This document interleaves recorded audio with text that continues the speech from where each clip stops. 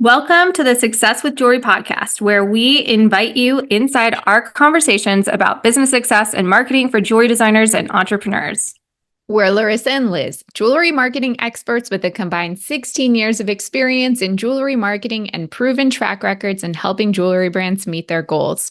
When you listen to or watch this podcast, you get an intimate and exclusive peek behind the curtain of all the things you wish you could know about earning success in this industry. Welcome to episode 114.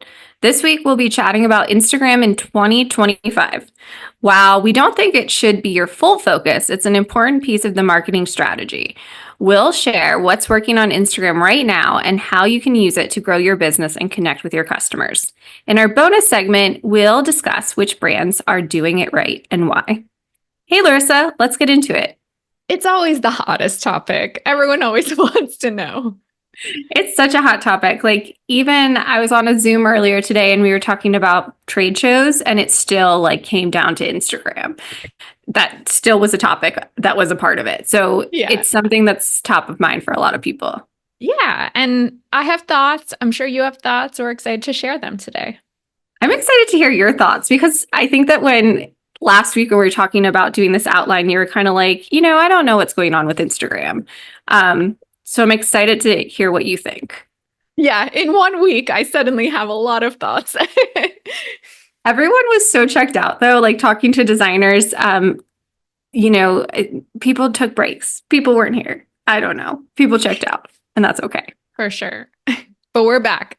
We're back. We're in it. We're here. Anyway, okay. So why Instagram is still relevant, and I've been saying this forever, but it's still and I think it just operates so differently. And I think that where people get stuck with things that change in general, and Instagram's been around for 15 years. It's changed a lot in those 15 years. And even in the past 5 years, or even in the past 2 years, or even in the past year, it's a lot different the way you want to use it and think about it. And I think that that's hard for people to understand. It's well, what I was doing isn't working anymore. And it's hard to forget about whether you like or don't like change. I think even if you're open to change, it's hard to kind of keep evolving and keep rethinking what you're doing, because that requires you to sit down and rethink your whole social media strategy. And then also the mindset of it all, because I think it used to be how many likes did each post get? Mm-hmm. And now it's just not. It's more of a holistic, it's part of the holistic marketing strategy. It's not we're looking post to post and looking at analytics. We are really looking at our marketing as a whole, and we're reporting on Instagram monthly and looking at that big picture of results, not did this post do well? Yeah, because what I see, I've probably talked about this before, looking at the numbers, if you micro focus on it, you are going to be frustrated, because one post will do really well. The next day you get 5 likes, and so it's really hard to micro manage those analytics. It is really hard. And I think that it's always been hard in marketing to pinpoint where sales are coming from, or draw that line. And I think it's even harder. And you don't know where things are happening. So for example, today I sent out an email that was very focused on Stay Gold Collective and promoting that. But then somebody signed up for a consulting call, which is also great. And I was like, okay, well, is that because I sent an email today, or had they been thinking about it before? Or did they find me through Instagram? I don't know where that came from, but showing up is important, and it leads to things happening. Yes, it's hard. I was literally just having this question before. I'm like, what is the path that this sale came from? Because there's often many touch points on many platforms. Definitely. So, and to my point that I made earlier about how I was in a Zoom meeting talking about a trade show, Instagram came up because it's well, you're doing outreach to retailers. And the first thing the retailer is going to do is go to either your website or your Instagram page. And if you haven't posted for 3 weeks, even if you were taking a nice break and enjoying your holiday, we got to get back online. And even if it's more boilerplate, maybe it's a reintroduction to yourself, maybe it's bestsellers, maybe it's something that's not super this is the newest thing ever that's on my bench right now. It's still important to be there and have a consistent presence. Yeah, show that you're an active, engaged business. Yes, it's so important. And it's something that retailers look at. It's something that end consumers look at. Okay, so what's working on Instagram right now? So in terms of like, and what we're not going to do on this podcast is talk about like all of the new features because I don't keep track of them. And I've been doing this for a very long time. And, the jewelry industry is a little behind everything else. Also, when Instagram like rolls out these new things, in my opinion, you don't need to necessarily hop to them because our customer, a jewelry customer, a fine jewelry purchaser, a jewelry purchaser in general, unless you're like selling like lower price point or super trendy jewelry, is not going to be on the newest thing. Do you? Yeah. Yeah. Or I think if you feel really compelled and excited to use it and you think you can do something really fun with it, then maybe that's an opportunity for you to create a cool piece of content. Definitely. Like if you're excited about it, if you have an idea for it, totally go ahead. But a lot of the chat about like what's happening on Instagram now has to do with AI. And I'm not quite sure how that's going to shake out yet or how people are going to use it. So if we do form an opinion, we'll definitely share it here. But for now, I think it like really like a healthy mix of content, like reels. Stories are super important. Always they're the gateway to your direct messages. And then carousel posts are proving to be really successful for people in terms of like engagement on, content. So if you're feeling like, oh, my reels aren't performing the way they used to, try a carousel post because that could get you a little bit more engagement. I have definitely seen with most of my clients that I report on that carousels are doing the best for them. And take that with a grain of salt. Like Liz said, if your reels perform really well, like keep doing what you're doing. But if you've seen a decline in that engagement, carousels are great because Instagram will actually keep showing the content. Like it'll show a different slide to people, and the same carousel could get additional reach, basically.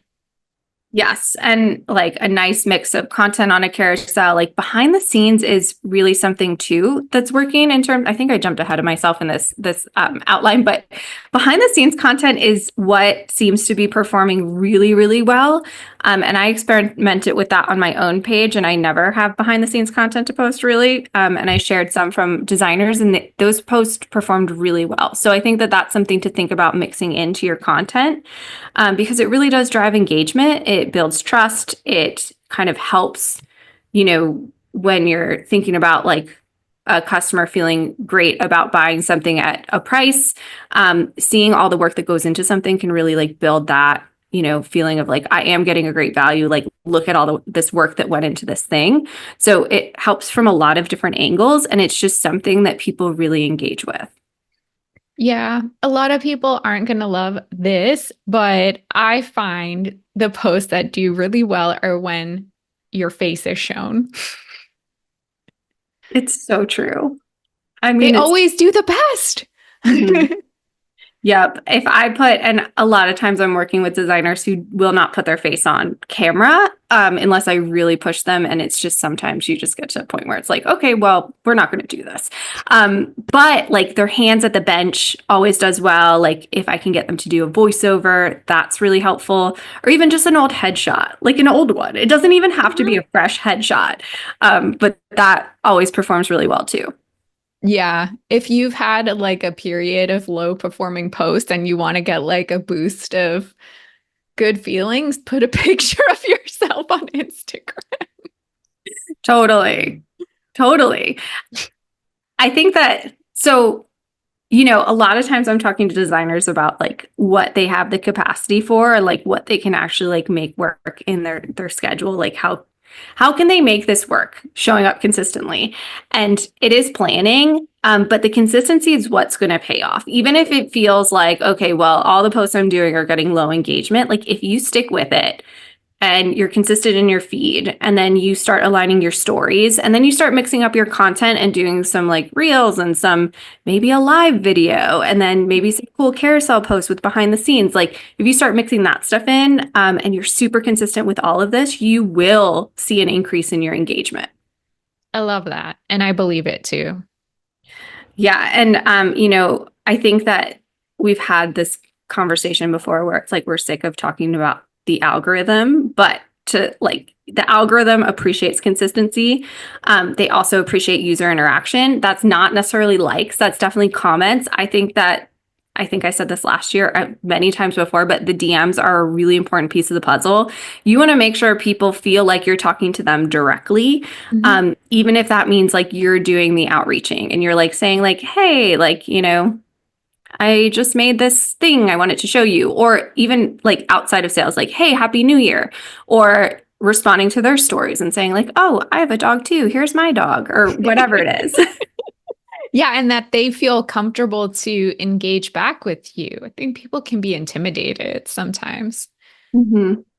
I love hearing from brands, businesses, designers, like anytime. I'm glad to hear from, like, truly anytime I get a DM, I'm excited. hmm You kind of said the word AI, and I don't want to get like super into it because I feel like it could be a whole other episode. But with the rise of like AI content, I think all of these things that we're talking about are more important than ever before because it distinguishes you as like a real person behind a brand. And that's actually kind of a benefit in a sense because you don't need like overly produced content. You don't need things that look too polished. You actually want it to feel real. So you don't have to like have the perfect lighting or have the perfect setup. You just want to be telling a story authentically. Yeah, so that people aren't like, is this AI? No, they should see it and know it's genuine, authentic, real, and that it represents you. hmm And that doesn't mean you need to like bare your soul all the No. time. It's like I keep using this term recently of like boilerplate posts, and I don't know why I started saying that, but like I want people to get out of their own way of like I have to be posting something super new or some super meaningful. And it's like for some of the brands I work with, like I'm using images, like I don't have new content, I'm using like images and I'm like digging for stuff and I'm using just like a product shot, but I'm telling a different story about that piece, or I'm adding in like a swipe to see it in motion, or I'm adding in like, historical context, like this is what inspired it, or like swipe for a bench shot, or like adding just more to it or telling more about it. So like it's okay to be like telling a story that doesn't feel like super fresh because it could be discovered by someone who hasn't ever seen your work before. Yes. And to add on that, that's why reporting is really important too, because if you find an older post that like performed really well, think of a way to like reshare that. Like Liz said, maybe it's like with a slight tweak or a different caption. And a lot of times it will perform well again for whatever reason. The algorithm is a mystery, but go in the direction that is working. And even if someone has seen it before, it might reinforce it. So I always like to think about planning content, especially if you're doing like very high end, one of a kind pieces. It's like, if I'm talking about this piece of jewelry, I'm going to show it at least like 3 times in a row to tell like a different piece of the story. And that's how like somebody seeing something several times is what's going to lead to them inquiring about it. It's not always going to be the first time they see something. Very true. And so I think that like community engagement is super important. Talking to the audience you already have is going to help you grow your community. Responding to comments, being proactive with direct messages, utilizing user-generated content. Like I was talking to a designer recently and I was like scrolling her Etsy page and I was reading all of these amazing testimonials and like reviews, like 5 to 10 in the past like few weeks, like so many great reviews and testimonials. And I was like, this is user generated content. Like essentially, like people are posting images of the piece too. And I'm like, you have to use this on Instagram. Yeah. And she had never thought of doing that before, even though she was getting like these endless reviews. Yes, that's such a good point. I mean, sometimes we just forget about what we have available. So the new year's a good time to also audit all of these things that you have available. Definitely. And then this is a little bit off topic, but this is a question I got today that was like, how do I manage all my photos and stuff? Because I know so many designers listening have a bunch of like process photos or have a bunch of photos of their work, but they're not using them because they're on their phone now and they disappear forever. And it's like, if you're putting these all into a Dropbox or a Drive and labeling it like, signet ring, like maybe that's the name of one of your products, and you have Mhm. like this great signet ring. So all of the different photos you have, even if it's on the bench in process, or like, maybe it's somebody wearing it, or maybe it's the product shot, like when you search signet ring in Dropbox or Drive, like all of those come up.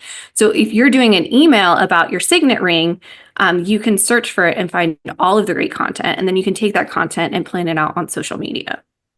I love that you brought this up because this is a good thing to add as like a recurring weekly task, especially if you don't think to do it in the moment. Maybe like every Friday, you go through all the pictures you took that week and you have either the Google Drive or the Dropbox app on your phone and you basically organize them. And not only will that help you, but once you get to work with someone like me or Liz, we will be so grateful and happy that you organized your pictures and we can actually do better marketing for you because all the assets are easy to find. It's so true. Um, the other thing I want to say about Instagram is a lot of people feel like they're stuck where they're at, or they feel like they're not growing, especially for brands who are just kind of starting off, or like maybe you launched your Instagram account in the past couple of years. It is hard to grow. It is not easy. But the one thing that will help you grow is collaborations and cross promotion. And I was doing my report for my social media, and there's like this huge jump in my engagement, my follows, like all of my numbers for the month of November. And in November, I was doing a collaboration with the Stay Gold Collective where everyone made a charm and everybody was posting it and tagging me. And New York City Jewelry Week was tagging me. And so like all of that led to this like huge jump in not huge, but like a decent jump in followers and Yeah. growth and engagement and all of that. And people clicking to my website too. And also I saw Stay Gold membership up that month too. So like thinking outside of the box of how you can collaborate or cross promote or get people tagging you or talking about you is the number one best way to grow an Instagram platform in 2020. Yes. We could just end the episode right there. Yeah, I know. There's nothing else to say. That's actually was my reasoning for this topic, is because I wanted to get that point across. Like if you're struggling to grow your page, you need to cross promote, you need to collaborate. I think we've done an episode about this before, but maybe it's worth revisiting it because I think that people really get stuck for thinking of creative ways to collaborate that like aren't super elaborate, that don't cost a lot of money, blah, blah, blah. So maybe we need to come up with some like innovative, low budget ways to do it. Yeah, that's a good idea. Okay, we'll do that. I think We're collaboration, live brainstorming here. brainstorming. That's going to be a big collaboration in general. It's going to be a big thing. I think it has Mhm. been a big thing, but I think it's going to be an even bigger thing. So Yeah. I think that's a good topic. The last thing I wanted to talk about, and by the way, Laryssa, I just dropped our success with jewelry report in the chat or Oh, in in our document. I did not do December yet. I'm so sorry. I'm is a little this for November? yeah, it's all of last, or it's March through November of last. Oh, okay. As we're talking, I'm looking at it live. Oh, Yeah. wow, we gained followers. December will look really good. I'm actually, maybe we should talk about this after I do December, because November was not as good. But anyway, still huge growth, I think, in general. You can see the months that we had like a guest, and they were sharing out the content. Our impressions were up. Yeah, But they do much better. There you go, collaborations. collaborations, that's where we got, I would say most of our followers came from Kylie from OK Fine and A Thousand Facets, and them sharing out our posts, which we appreciate. We love when people discover us. Yeah, this is But awesome. I can't wait to see December. yeah, I'll put December in. And if anybody needs a reporting template, let me know. It's pretty straightforward. But looking at it as a whole, and I haven't even done like graphs or charts or anything like that yet, which could be helpful too. But you can really see which content worked best. And I think it was March when we started getting consistent with Instagram, which is why I started the report then. But the consistency for us has really paid off, I think, in a big way in terms of gaining new listeners, gaining awareness, connecting with listeners, and just sharing more information in a concise and consistent way. Yeah. And Liz, you've done a good job of like diversifying the content. I think we talked about this before, but at first, like you said, you weren't sure even about like the type of content to share about the podcast. And I think you've like found a stride with that. Thank you. I learned a lot from trying to figure that out. Mhm. And I've also really been able to think more creatively about some of the other accounts I manage or people I consult. Because Oh, if you put yourself into like this position where you have a system, you have your clear goals, which we had goals of like wanting to diversify the content we're putting out there and to also like bring more jewelry into the mix of how we were presenting it. And also like really shout out testimonials or like listener reviews or like comments from, build community with it.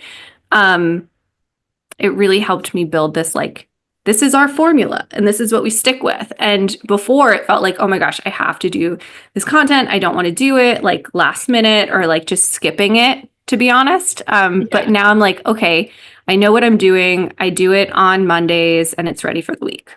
hmm And it's such a holistic process too. I think, at the beginning of our podcast, we were still trying to figure out like everything, like what the goal for the podcast was, who we're talking to, like what we're sharing, and figuring out the social media is just a piece of that whole thing too.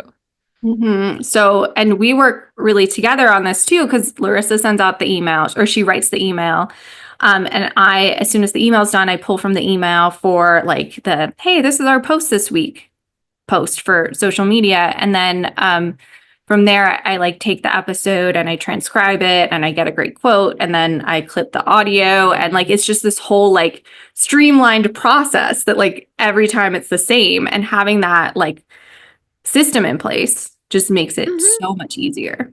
Yeah. And I'm sure people listening are like, well, okay, I don't have a podcast. Like, how do I have a recurring thing that I'm doing every week? We love to do that with blog posts with clients. Like, even if they're not publishing every week, a monthly blog post can be like repurposed, and you could do basically the same thing with pulling out content from it. So, that's something we encourage too. And it's a similar approach. Yes, definitely. You don't want to be doing anything in like a silo. It all needs to be working together and it'll save you time in the long run. Um, Anyway, last thing I'll say is that connecting with customers is something super important to be thinking about in terms of like creating content this year, like, making sure you're using stories because that's an easy way for people to reach out, like polls and like doing Q&As. I love Q&As. I've only done one in my time on Instagram that felt like people actually sent me questions and it was really fun, but I'm always scared to post a question box because I'm like, I'm going to get no questions. But once, and you can put your own questions in or you can have an idea of what you want to say or what you want to answer. But I love reading them when I see other people doing them. And then, just make sure that you have a game plan for like replying to people. And that doesn't mean you have to be on the platform all day, every day, but like maybe it's twice a day you check in where you reply and you engage in the DMs and like set a timer for like 10, 15 minutes to do that. And have saved responses and just think about how you can be engaging and replying. Great tips. All right. So how do you feel about Instagram? Let us know. Visit successwithjewelry.com. And if you love the podcast, we'd love to hear from you. Send us a message or leave us a review. Thanks for being a part of the Success with Jewelry community.